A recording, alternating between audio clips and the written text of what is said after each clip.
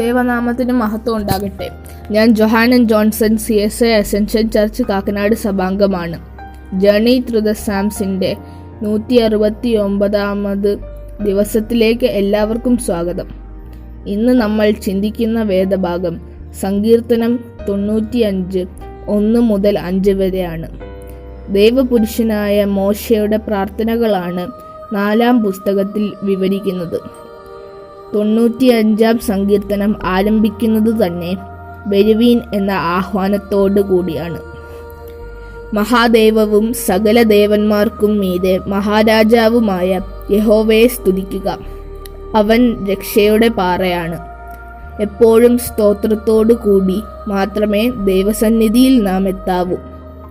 സങ്കീർത്തനങ്ങളാലും സ്തുതികളാലും നിറഞ്ഞതാകണം നമ്മുടെ നാവും മനസ്സും. കാരണം ഭൂമിയുടെ അധോഭാഗങ്ങൾ അവൻ്റെ കയ്യിലാകുന്നു.